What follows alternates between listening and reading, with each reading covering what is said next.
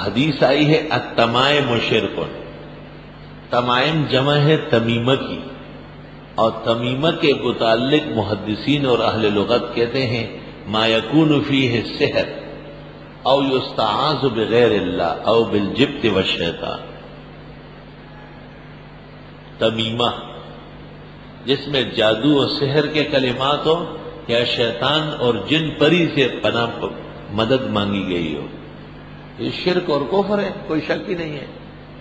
اب حدیث پڑھو التمائم شرک اور ترجمہ کر لو ڈاکٹر عثمانی والا تعویذ گنڈے شرک ہے، یہ ایسا ہے جیسے کوئی کہ انما حرم علیکم المیتۃ والدم ولحم الخنزیر، مچھلی مرغی بکرے کا گوشت حرام ہے۔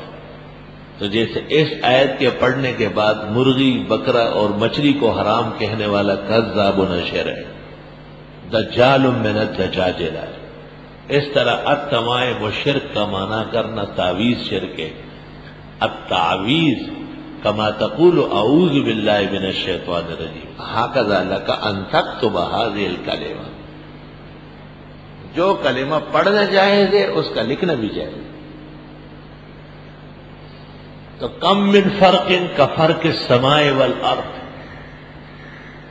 بین التمیمۃ والتعویذ واہل الباطل لا یفرقون بل یختلطون۔ خلط ملط کرنا یہ اہل حق کی نشانی نہیں ہے۔ یہ ایک علیحدہ بات ہے کہ تعویذ لکھنا ضروری نہیں ہے، صرف اباحت ہے، اور تعویذ پہننا گو جائز ہے مگر اہل توحید نہ پہنے، نہ پہنے۔ خیوط دھاگے ان کے سپرد ہونے کی ضرورت نہیں ہے۔ ایک زمانے تک میری رائے تھی کہ جواز کے باوجود استعمال ترک اولا ہے، بعد میں فخر رازی کی تفسیر میں مل گیا کہ کچھ کام جائز ہونے کے باوجود اس سے بچنے میں عافیت ہے، جیسے یہ بزرگان دین کے وظائف اوراد بڑے مجربات ہیں، لیکن اگر کوئی شخص کتاب و سنت کے دعا اور ذکر پر اکتفا کر لے تو ان سب سے بچ جائے اور وہ تمام برکات بکمال حاصل ہوگی۔ اور صحابہ نے بھی تو کہا تھا کہ جو بچے نہیں پڑھ سکتے تھے ہم نے کتبناہا فی سکۃ وَأَعْلَقْنَاهَا فی اعناقہم، ہم نے کاغذ پہ لکھ کے ان کے گلے میں ڈالا۔ لیکن جو آدمی پڑھ سکتا ہے، لمبا چوڑا آدمی ہے 6 فٹ کا، اس کو بھی آپ تعویذ جو ہے دیتے ہیں، اس کو بہتر یہ ہے کہ آپ کلمات بتا دیں کہ یہ پڑھا کرے صبح و شام۔ کلمات اقولہن صباحا و مساء، کچھ کلمے ہیں جو صبح و شام پڑھنے پڑتے ہیں۔ لو لم اقلہن لجعلتہن الیہود حمارا، نہ پڑھتا تو یہود مجھ سے سحر کے زور سے گدھا بنا دیتے۔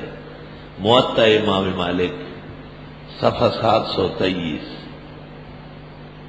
جو موجودہ نسخہ ہے ہمارے درس کا، کتاب الدعوات کی آخری دعا ہے، اعوذ بوجہ اللہ العظیم الذی لیس شیء اعظم منہ وبکلمات اللہ التی لا یجاوزہن بر ولا فاجر وباسماء اللہ الحسنى ما علمت منها وما لم اعلم من شر ما خلق وبرأ وزرع۔ یہ کلمات کعب احبار کہتے ہیں صبح و شام میں پڑھتا ہوں، نہ پڑھتا تو یہود جادو کے زور سے مجھ سے گدھا بنا دیتے۔ معلوم ہوتا ہے کہ سحر اور جادو کے ذریعے انسانیت معوف ہو جائے گی اور حماریت آگے بڑھ جائے گی، حماریت واضح ہو جائے گی۔ توبہ! انسانیت حسن ہے، اس کی مثال نہیں ہے، اور حماریت قبح ہے،